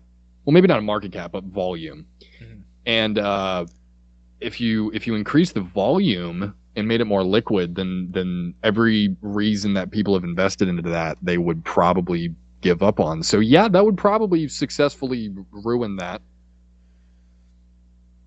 Interesting. But I mean, hey, so is the dollar. That's also always been my argument there. It's like, I'm not necessarily saying that like crypto and Bitcoin specifically is like the way out. It's a way out for many people, but not like the economy as a whole. It's just a matter of kind of giving us a little bit more power as far as we know. I think we should all trade in chicken eggs. I think liquidity would be a problem, and volume. What would the market cap be? Because then, let's say 10 dudes start off with chickens. Yeah. And then 10 more dudes get chickens. Okay, well now you just got to give more eggs to buy things. Right. And then what if you break eggs? Who's making who has like a spreadsheet of how many eggs have been broken? As Dave. In like, do you can you pull it up? Yeah. Do you mean literally broken as in the egg is like an omelet now? Or you drop the egg or something. It's like, well, that's one that you can't get back. Yeah, so eggs that's are out of circulation. Eggs are a one-time currency. If your chickens made 7 eggs today, that's how many eggs you have. And once you give away those 7 eggs, they're gone forever. The receiver of those 7 eggs is required by law to make scrambled or fried eggs. They cannot retrade those eggs. Bitcoin miners, just get an egg, bro, or a chicken. What are you talking about? Yeah, just get chicken. Everybody just needs chickens. I was gonna say get an egg factory. Like, that's just a farm. I mean, imagine if everybody just traded in eggs. Nobody would be hungry, and we wouldn't have to worry about inflation. Because you just give people more eggs. Can I offer you an egg in this trying time? I'm gonna have to pay my energy bill in 487 eggs. Yeah, you can't. You gotta get your like energy company's like shipping address, and you gotta send them a truck of eggs just to keep the lights on. But if you think about it, we're way off topic. But if you think about it, if you really truly look down to the principles of currency, eggs could work. Right, but you have too many entering and exiting liquidity. I don't know if you can do that. Doesn't matter. It's just eggs. Egg. Like if like whatever, we could set a random standard. 45 eggs equals a month's worth of electricity. If you go to work and someone agrees to pay you 5 eggs an hour to work, you don't have to go home and raise chickens for eggs. You're getting eggs. How would you buy chickens? With eggs. So you're buying an egg machine with eggs. Yes. Return on investment instantly. That's what I'm saying, man. Or you could keep it if everybody's eggs were fertilized because everybody had to have a rooster. Then everybody could just hatch their own chickens. I hate how this market is making more and more sense. I think we should switch to eggs. Just saying, man. Different eggs could be worth different amounts. Like good, well-rounded brown eggs are worth more. Small little blue quail eggs are worth less. Like it wouldn't matter. You see this egg? Genuine ostrich. Genuine ostrich egg. That's a year's worth of electricity. We ain't got any shortages anymore. We got eggs. That's what I'm saying. Everybody, and think about it. Every corner of this planet has chickens. Everybody's on the same currency. Screw it, I'm on board. Colors. Yeah, I'm with it at this point. I can't think of a single reason, logically, why eggs is not the answer. For everything. And it has nothing to do with the fact that I have 24 chickens. Everyone's like, yeah. Everyone's like, how are we going to stop Russia and Ukraine? Jeremy out in Kentucky is like, egg! Eggs! Everything is eggs. Hold on, how many chickens do you have? 24. 24 chickens? Yeah. No wonder you're the Federal Reserve. You are inflation. And I have roosters, so I could literally just I could make endless amounts of chickens. It's gonna get off the podcast and be like, all right, babe, I started the inception. I think we're gonna change the economy. Things are looking up. Imagine if you come back on in 2024 and you're like, this son of a bitch did it. He really did it. The entire economy is eggs.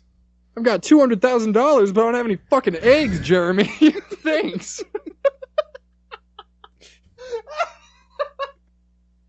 My Roth IRA is useless. You're poor listeners. This has been the wildest episode they probably listened to. Yeah, I think we went up on the last one. Oh, yeah. So here's a better question for you on the eggs thing. Okay. There's absolutely no reason we should continue this conversation, but I'm sure it's going to be funny when we listen to it later. Of course. I'm going to get hammered and listen to it. If the basis of currency is eggs, okay, does that make trading chickens a greater form of currency? They're a currency too. They are. Well, then what would a... Oh, dude, I'm with this. This is a true circulating supply. This is what I'm saying. Eggs make chickens. Dude. All right. Can I buy a chicken with a certain amount of eggs in order to increase my own egg production? If I saved my eggs diligently.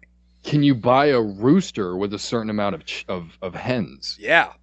Can I go to the rooster dude and be like, I got 3 hens and you need to make more roosters.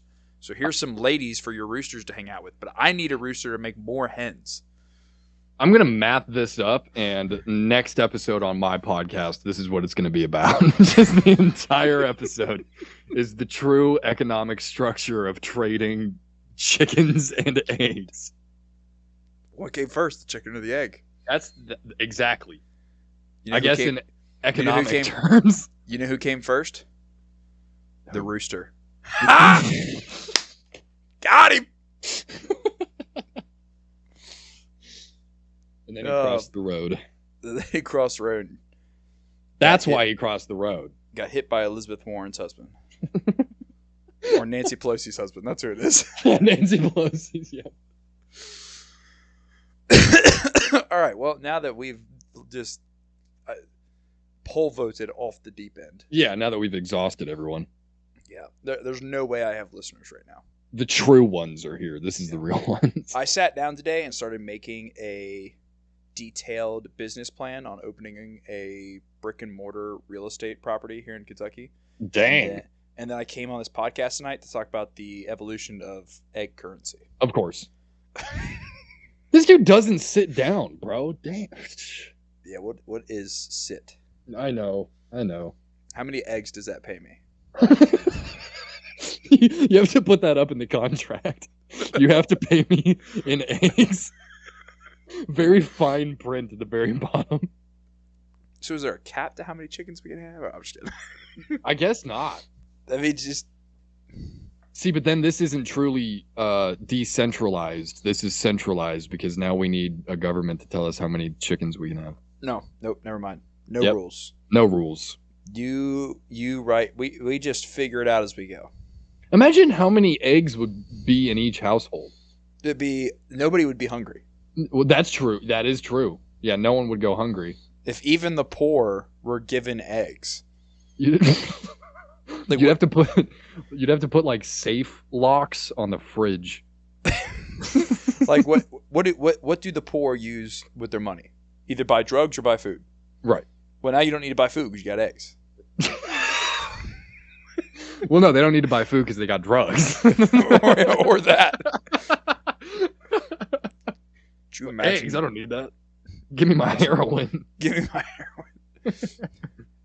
Here's those 10 brown eggs. Give me my heroin. This ain't the brown that I wanted. What are you doing? Oh, shit. You just run away. He gave me 12 eggs. Stop him. Imagine the narcs. How the narcs would work out. They would have to carry eggs with them from now on. People would get busted selling little wooden eggs that they painted. Fake eggs. They got like cardboard eggs. I've got little trainer eggs that I use to teach my chickens where they needed to lay eggs. They look just like normal eggs. And we're arming the IRS, dude. This is just a nightmare waiting to happen. We need to come in and count your eggs. Now you need to register your farm. Now you have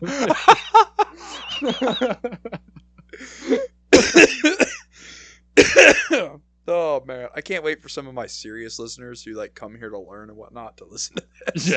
Yeah. The learning time's up. No, you're learning for sure. Who is Max? Why are they talking about chickens? You know where we could keep all of the eggs? Where? Wisconsin. No. Now we gotta get the Vatican involved. This is the worst. The Vatican's involved in everything, dude. Situation. It wouldn't be a true currency if the Pope didn't know. We need to print more eggs. Get the Pope on the line. The Pope on the line. See, that's funny because no one gets that joke unless they've listened to that episode. Exactly. No one gets that. Now everybody has to go to the Undesirable Individuals podcast and play every single episode until you find the joke about Wisconsin. Just so you can get this stupid joke, and then you can come back and be like, that's it. A little bit of dopamine. How many episodes do you have now? That's a good question, actually. Let me Are you on to season 3? I think you're on season 3. I think you wrapped up season 2 and they kind of turned business. Yeah, so we the podcast, like, again, I'm getting more transparent with people. It just started making me feel shitty. Like, Yeah. I was honestly, Chris Giraldo posted on like his story one day. He was like, everyone's just getting angry at stuff together.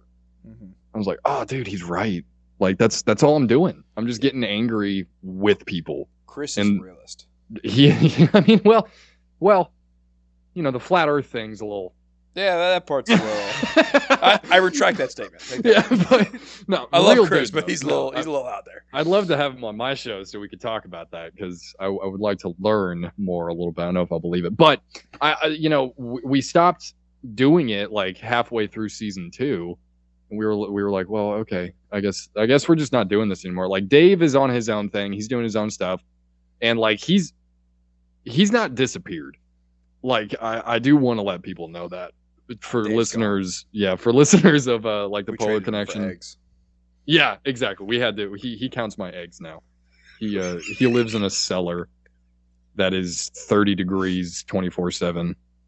Organizing counts my eggs by eggs. size. Yeah, organizing eggs, and he gives me a Color. spreadsheet every day. But In terms of eggs, we have no eggs. we have no eggs. I dropped all of them. When we come back with the podcast, it's going to be more serious. We're going to talk about stuff that matters, and the schedule's kind of gone, so that sucks. But when I got time, I'll do it. It'll be more fun. It's not going to be, oh, let's get sad this week. I mean, hell, managing the podcast on a schedule can get kind of difficult. It's so hard, and when you try and get guests involved, like, I appreciate you bringing me on, but it's just hard, and you know, even tonight we had a scheduling thing, and it's like, bro, it just gets so difficult. Like, so I feel you, but we'll be coming back, and it'll be good. We'll actually teach people stuff. Honestly, I don't think there's any like actually serious topics we can discuss now after the whole chicken thing. Yeah, after that, the people left. Yeah, I mean, if we have listeners, it's a whole mess right now. Do you think we're going to see a break from the ban spams on Instagram this coming year, or do you think it's just going to be a continuous thing? Oh man, it's going to be continuous, and the reason it's going to be continuous is just because you have to like look at what like system is causing it, and it's AI based, and it's funny because AI is not based at all. No, very much the opposite.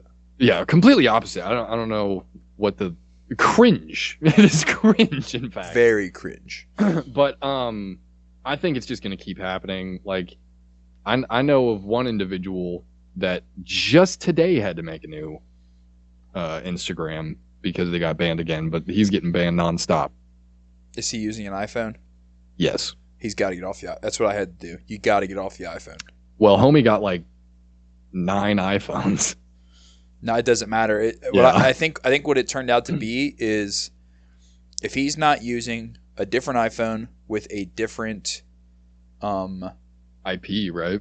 IP with a different. This was the big thing I think that got me with signing in with a different like iTunes account or whatever the hell it's called. Oh, the cloud thing. Your Apple ID. It'll get you.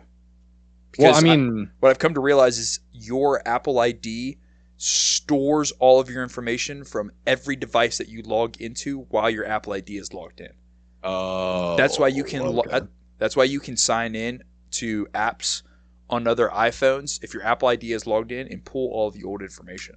Gotcha. That makes sense. So then Instagram just goes, "Oh, this dumbass thought we wouldn't notice he got a new phone. Brand him. Brand him immediately. Traitor. Take his eggs. He's saying that COVID was bad. Brand him. Brand him to the stake." Yeah, but I think it's gonna keep happening. Like I hate to say it, but like everyone just watch what you say. You know, like it's if you're playing the game, you got to play the game. Yeah, it's kind of what I've come to realize is you just got to play the game. And I don't really use much hashtags anymore. And if I do, it's not related to the Second Amendment. It's related to literally anything else.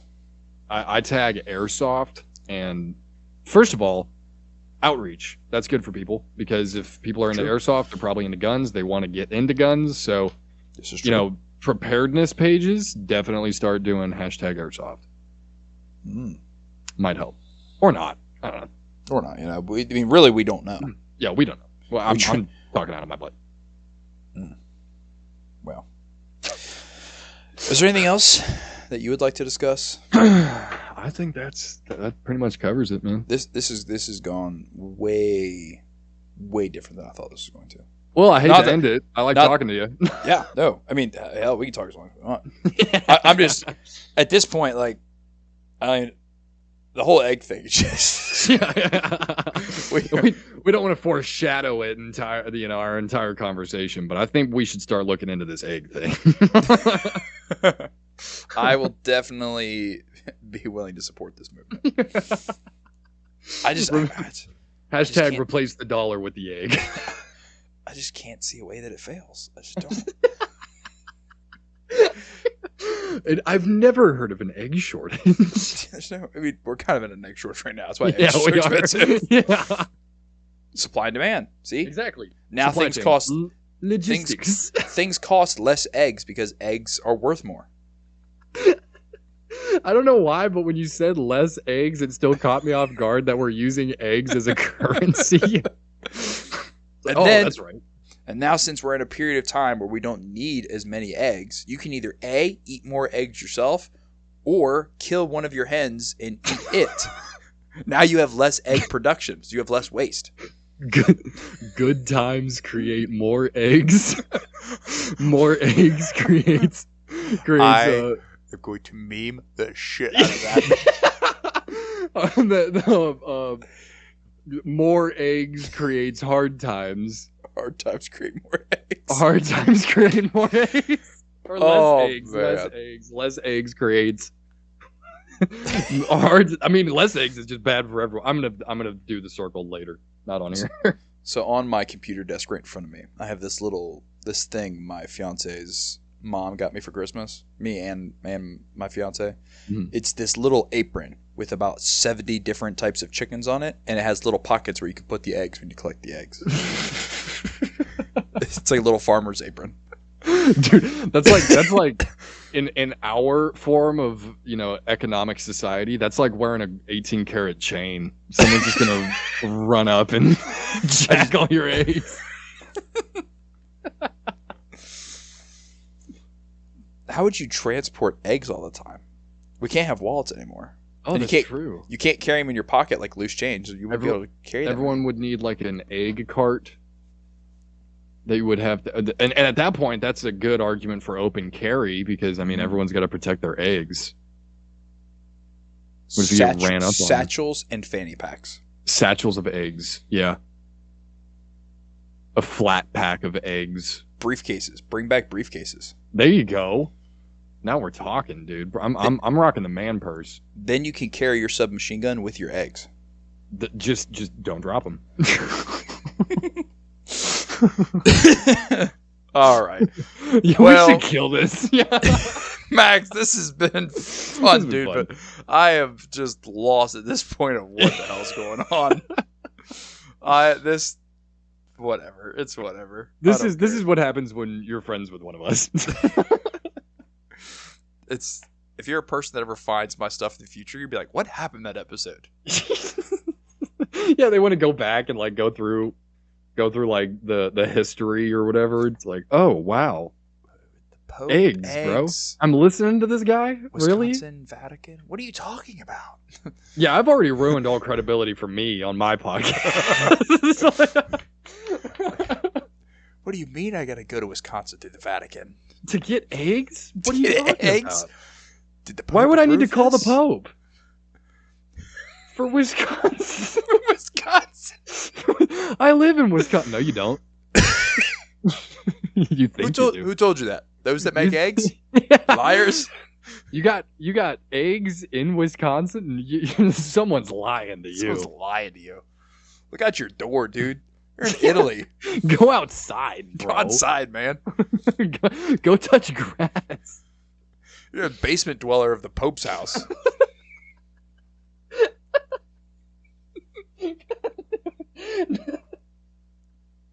This shouldn't be funny. Okay. This shouldn't be funny. This doesn't make sense. This makes perfect sense. In economics, this makes sense. We've already explained that it makes more sense than our current economic structure. Yeah, our current structure makes no sense. Oh, all right. Well, yeah. 30 minutes of eggs. We'll stop. Yeah, we'll stop there. Would you like to give any shout-outs or talk any more on Misfit Group? Yeah, man. So shout-outs. Always my girlfriend. She's been really helping me through this entire process of transitioning over to the business. So thanks, babe. My parents, they are supporting the situation now, and they'll probably listen to this, so that's pretty silly. Took my dad shooting, and now he's like all about it, so that's funny. Yeah. Obviously, shout out to Tanner. Shout out to my little Misfit Fire team, Dave, Tanner. That's about it. Shout out to you guys. Definitely, I know that doesn't have to go, with saying, but you and your group. Close friends of mine, so love y'all. And I'll just finish off with check out MsftGroup.com, MsftGroup.com. Check me out on Instagram and enjoy the mess. Hell yeah. Guys, go check out Misfit Group, regardless of the egg conversation. Max is doing great stuff, so go check him out. We are going to be pushing out a newsletter pretty soon. And I know a lot of people aren't really a fan of newsletters. They don't want spam. But we're going to do our best to try and really cater it to specific topics. And then with the newsletter, we're going to have videos that work together. So check that out. Sign up for the newsletter. And that's all I got for you, man. Awesome.